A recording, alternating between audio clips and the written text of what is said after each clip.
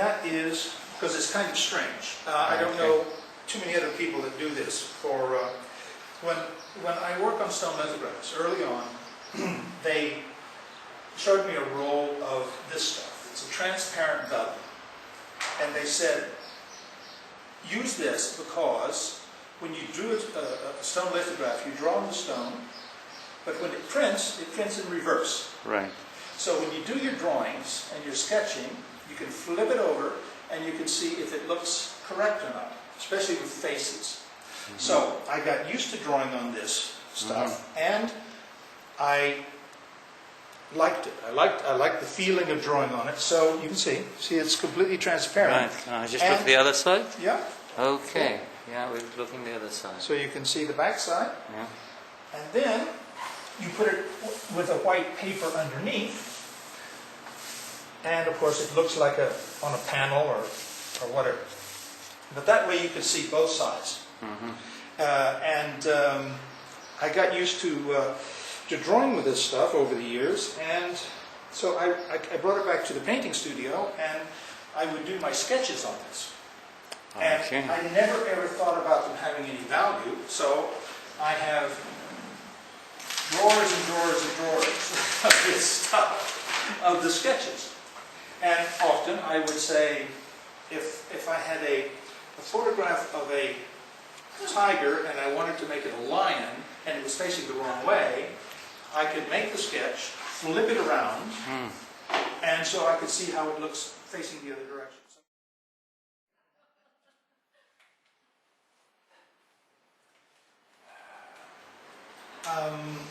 What I'm doing now is this kind of deep royal blue.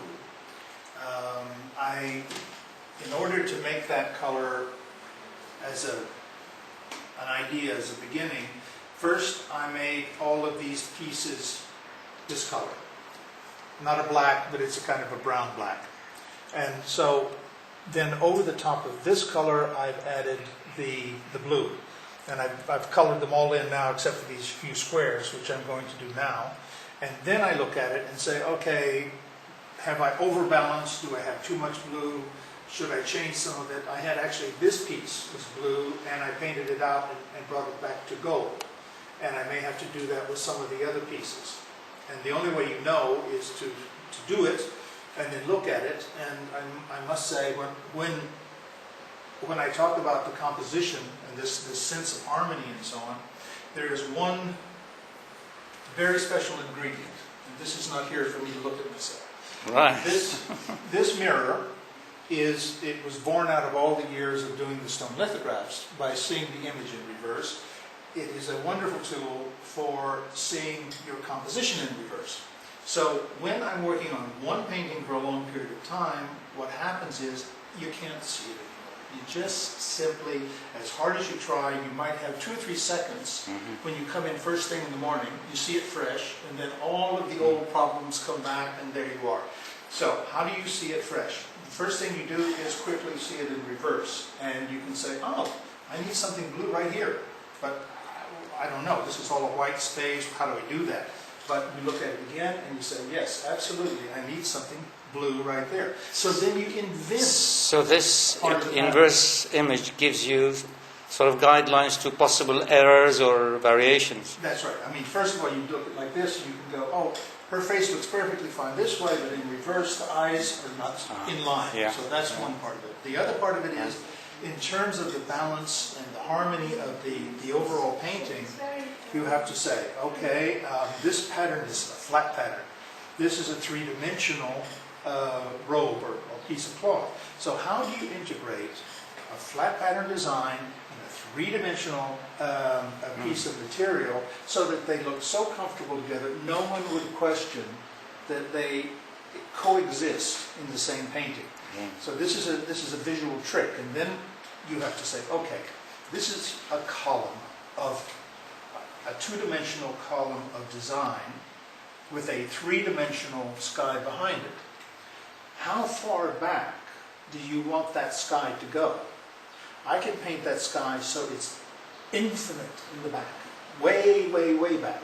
But then, if I do that, this column is so stark because the sky recedes so much.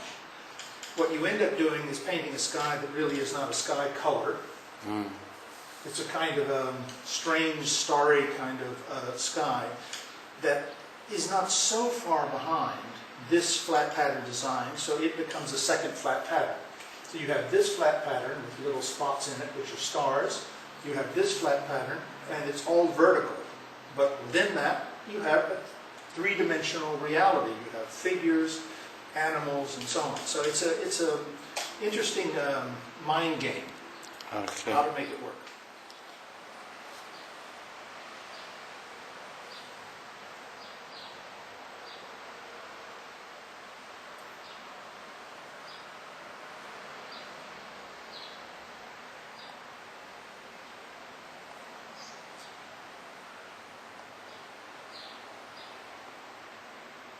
Years ago, there was a Dutch artist that was absolutely convinced that my paintings were done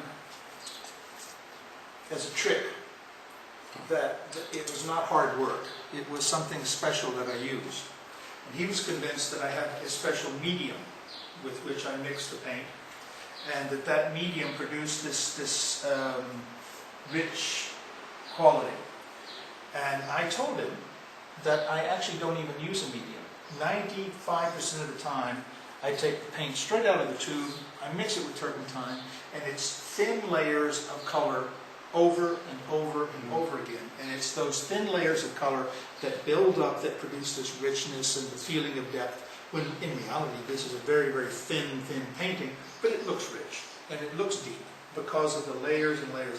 Well, of course, he didn't believe that at all. And every time he came to my studio, he was constantly looking around for this special medium that I used. Yes. He thought I was hiding it. Well, I thought you had something like that.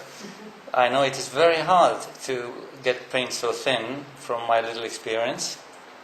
And this is a great technique. So you do have something special which you have developed in the way you apply this simple layer of paint. It's a very, very old technique.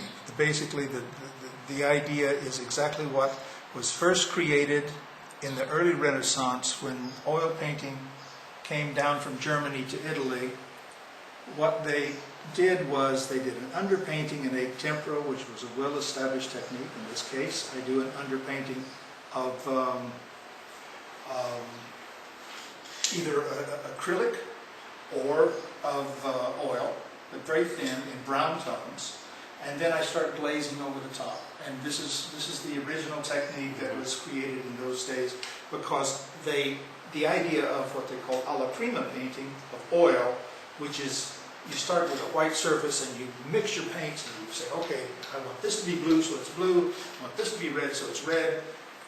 That didn't exist. What was the transitional period of time, and a very long period of time, was you do an underpainting in green-brown tones, and then you glaze your color over the top, layer after layer, and you build it up until it gets richer and richer and richer. So basically, that's what I'm using, and I'll be honest, it takes a long time. That's the reason why the paintings, they look good in the end, but they're very, very time consuming to do.